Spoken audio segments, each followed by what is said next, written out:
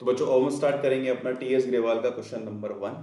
ठीक है, तो सबसे पहला क्वेश्चन ये हमारा ये बैलेंस शीट का आ गया है, जो कि हम इलस्ट्रेशन में छोड़ते आ रहे हैं बैलेंस शीट को। तो अब हम बैलेंस शीट अपनी स्टार्ट करेंगे पढ़ना समझना कि क्या होती है, कैसे बनती है, क्या इसका फॉर्मेट होता है। चलो, जो क्वेश्चन रीड करेंगे सबसे पहले। क्वेश्चन कह रहा है Gopal was registered with an authorise capital of ₹50 lakh. ठीक है, ऑथोराइज कैपिटल का मतलब क्या होता है, एक ओवरव्यू ले लो। ऑथोराइज कैपिटल का मतलब होता है कि जैसे इसकी ऑथोराइज कैपिटल है 50 लाख रुपए, तो मतलब ये है कि गोपाल 50 लाख से ज़्यादा पैसा नहीं मंगा सकता अपने शेयर्स के थ्रू। ठीक है, एक लिमिट सेट है 50 लाख की, इससे ज़्यादा ये पैसा नहीं मंगा सकता। मैक्सिमम 50 लाख तक ये रख सकता है, इससे ऊपर वो नहीं जा सकता। ये होती है हमारी authorise capital of ₹100 each. 100 each का मतलब क्या है, एक शेयर हमारा 100 रुपए का है। ठीक है, एक शेयर हमारा 100 रुपए का है। The company offered for the public subscription all the shares. ठीक है, तो कंपनी ने क्या करा है, company offered for public subscription all the shares. Company ने सारे के सारे शेयर पब्लिक को ऑफर कर दिए कि आप हमारे 50 लाख रुपए के शेयर ले लो। ठीक है, तो देखो क्वांटिटी कितनी हो गई शेयर्स की। शेयर्स कितने के हैं हमारे, 50 लाख रुपए के हैं।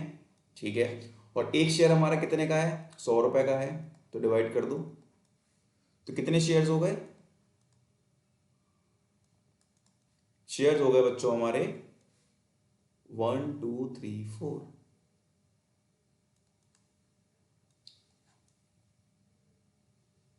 50 लाख है ना। ठीक है, तो बच्चों हमारे ये शेयर हो गए 50,000।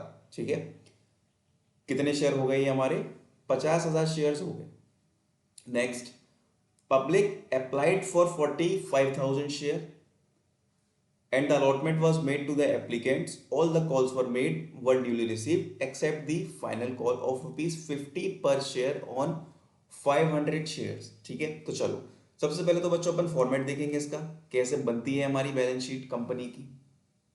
तो देखो सबसे पहले ऊपर लिखेंगे हम बैलेंस शीट। ठीक है, सबसे पहले हम लिखेंगे अपनी बैलेंस शीट। तो ये हमने बैलेंस शीट लिख ली है। अब इसके नीचे सबसे फर्स्ट हेडिंग हमारी कौन सी आएगी, तो फर्स्ट हेडिंग देखो इधर। फर्स्ट हेडिंग बच्चों हमें लिखनी है अपनी इक्विटी एंड लाइबिलिटीज। ठीक है, इक्विटी एंड लाइबिलिटीज ये हमारी होगी इसकी फर्स्ट हेडिंग। ठीक है, चलो अब इसके अंदर भी एक हेडिंग और बनेगी। ठीक है, एक अंदर हेडिंग बनेगी इसके, उस हेडिंग को हम क्या बोलेंगे, share holders fund. Share holders fund. और इसके अंदर एक बनेगी जिसे हम बोलेंगे शेयर कैपिटल। ठीक है, और ध्यान से देखना ये होगा हमारा पर्टिकुलर, ये होगा हमारा note number and that is our amount. ठीक है, तो बच्चों ये बनेगा फर्स्ट फॉर्मेट। सबसे पहले फॉर्मेट सीखना है, ये बनेगा हमारा फर्स्ट फॉर्मेट। और अगर तुमने अपनी जो तीसरी बुक है ना अकाउंट्स की वो पढ़ रखी है उसका पहला चैप्टर, तो फिर बैलेंस शीट तुम्हें को समझ में आ जाएगी अच्छे से। लेकिन ये जो चीज़ है ना, इक्विटीज एंड लायबिलिटी क्या होता है, शेयर होल्डर्स फंड तो तुम्हें पता ही है क्या होता है, शेयर कैपिटल भी तुम जानते हो। तो जब हम बुक थर्ड पढ़ेंगे तो ये सारी चीज़ें और डेप्थ में तुम्हारी क्लियर हो जाएंगी पूरी। फिलहाल मैं डाल रहा हूँ सॉल्यूशन, तो देखो ये बनेगा हमारा नोट्स टू अकाउंट। ठीक है, तो ये होगा हमारा पर्टिकुलर, ये होगा हमारा अमाउंट। ठीक है, ये हो गया हमारा पर्टिकुलर और ये हो गया हमारा अमाउंट। तो देखो ध्यान से, सबसे पहले हेडिंग आएगी हमारी शेयर कैपिटल की। शेयर कैपिटल, फिर इसके अंदर एक छोटी हेडिंग आएगी हमारी किसकी, अब क्वेश्चन स्टार्ट होगा बच्चों हमारा। अब हमें यहां पर दिखाना है सबसे पहले ऑथोराइज्ड शेयर कैपिटल मतलब हमारी ऑथोराइज शेयर कैपिटल कितने की है, तो क्वेश्चन के अंदर आ जाओ। तो बच्चों वो है हमारी 50 लाख रुपए की, वो हम जानते हैं, लेकिन हमको लिखना कैसे है, तो कितने शेयर है, 50,000 शेयर है, ठीक है। तो इधर आ जाओ, यहां दिखाना है इसको ऐसे करके, 50,000 शेयर्स ऑफ ₹100, ठीक है। 50,000 शेयर ऑफ ₹100 ईच। अब जो भी इसकी कैलकुलेशन आ रही है वो लिखो अमाउंट के नीचे, वो कितनी आ रही है हमारी, वो आ रही है 50 लाख रुपए की, ठीक है। ये लिखने के बाद हमको नीचे इसके डबल अंडरलाइन खींचनी है, ठीक है। तो ये हो गई पहली बात। सबसे पहले हमें क्या लिखना है वो हम समझ गए, ठीक है। अब उसके बाद क्या लिखना है हमको, जो हमारी सेकंड चीज है बी, वो बच्चों हमें लिखनी है issued share capital. Issued share capital. तो क्वेश्चन कह रहा है कि हमने पूरी की पूरी जो ऑथोराइज है वही हमने इशू करी है, तो लिख दो 50,000 share of rupees how much, 100 each. तो ये कितना आ गया, 50 लाख, ठीक है। इसके नीचे भी डबल अंडरलाइन कर दो। अब देखो नेक्स्ट क्या लिखा हुआ है, नेक्स्ट क्या आएगा यहां पर, नेक्स्ट पॉइंट आएगा हमारा subscribed and fully paid up.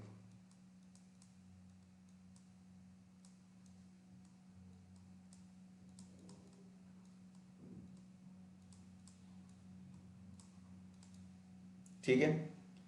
अब नेक्स्ट पॉइंट बच्चों हमारा आएगा यहाँ पर subscribe and fully paid up. अब इसके नीचे एक लाइन की जगह छोड़ देना। फिर डी आएगा हमारा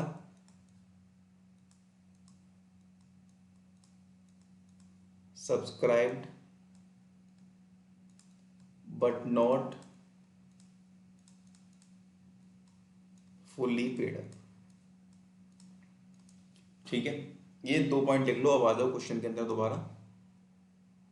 अब क्वेश्चन के अंदर क्या बोला गया है, क्वेश्चन के अंदर ये बोला गया है पब्लिक अप्लाइड फॉर 45,000 शेयर्स, ठीक है। इतना सुन लो पहले। अब क्वेश्चन ये कह रहा है कि पब्लिक ने 45,000 शेयर्स के लिए अप्लाई करा है ओनली, ठीक है। तो पब्लिक ने केवल 45,000 शेयर के लिए अप्लाई करा है, मतलब अंडर सब्सक्रिप्शन हुआ है। हमने 50,000 शेयर इशू किए थे, बट पब्लिक ने 45,000 शेयर के लिए अप्लाई किया है। ओके, नो प्रॉब्लम, ठीक है, अच्छी बात है। अब देखो नेक्स्ट क्वेश्चन क्या कह रहा है। अब आगे क्वेश्चन हमसे ये कह रहा है कि सारा का सारा पैसा मिल गया है एक्सेप्ट 500 शेयर्स, ठीक है। मतलब इसमें से हमें 500 शेयर्स का पैसा नहीं मिला फुल्ली पेड। फुल्ली पेड हमको 500 शेयर का पैसा नहीं मिला, बचे कितने, 44,500। और एक शेयर हमारा कितने का है, 100 रुपए का है। तो बच्चों इसका मतलब ये है कि हमको इस पे पूरे के पूरे पैसे रिसीव हो गए, बट इस पे हमको नहीं हुए, ठीक है। तो इधर आ जाओ, 44,500 ऑफ ₹100 ईच। कितना अमाउंट आ गया ये आ गया आपका 44,50,000, ठीक है। ये कितना आ गया, ये आ गया आपका 44,50,000 रुपए, ठीक है। अब subscribed but not fully paid up कितना है, 500 शेयर्स पर हमको पैसा नहीं मिला है, 500 शेयर्स ऑफ ₹100 ईच, मतलब का मल्टीप्लाई कर दो, 50,000 रुपए पे हमको पूरा का पूरा पैसा नहीं मिला है, ठीक है। 50,000 रुपए पे हमको 500 शेयर्स का हमको पूरा का पूरा पेमेंट रिसीव नहीं हुआ है, ओके। बच्चों एक चीज और इसमें लिखनी है, लेस कॉल्स इन एरियर, ठीक है। कॉल्स इन एरियर का मतलब ये है कि कितना पैसा रिसीव नहीं हुआ है। तो देखो कितना पैसा रिसीव नहीं हुआ है हमको, 20 रुपए रिसीव नहीं हुए हैं 500 शेयर के, ठीक है। कितने पैसे रिसीव नहीं हुए, 20 रुपए रिसीव नहीं हुए हैं 500 शेयर्स के। तो बस 500 यहाँ लिखो और 20 रुपए हमारे यहाँ आ गए, कर दो इसका, 10,000 रुपये आ जाएगा ये। ठीक है, अब ये अमाउंट करना है हमको माइनस। अब इन तीनों की करो कैलकुलेशन। तो ये बच्चों आपका अमाउंट आएगा 44,90,000। ठीक है, ये पूरा अमाउंट आ गया आपका।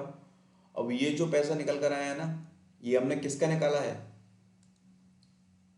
ये हमारी शेयर कैपिटल का पैसा निकल कर आया पूरा, ये हमारी शेयर कैपिटल निकल कर आई है। ठीक है, नोट्स टू अकाउंट हमने इसीलिए बनाया था ताकि हमें अपनी शेयर कैपिटल पता पड़ जाए।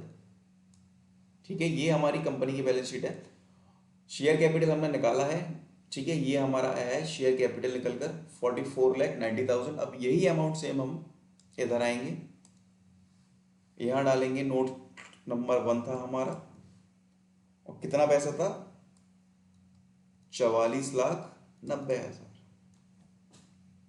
ठीक है, कितना पैसा निकल कर आ गया हमारा, 44,90,000 रुपये निकल कर आ गए। नीचे खींच दो डबल अंडरलाइन इधर, और यहां भी खींच दो डबल अंडरलाइन। ठीक है, चलो, और भी कोई डाउट हो तो तुम पूछ लेना, तुम्हें कुछ नहीं करना है इसमें। देखो 2-3 चीजें याद रखनी है, पहले तो पूरा फॉर्मेट याद कर लेना। ठीक है, फॉर्मेट याद कर लो सारा, और जो भी अमाउंट है वो रखते जाओ रखते जाओ रखते जाओ, आंसर अपने आप निकल कर आ जाएगा। ओके।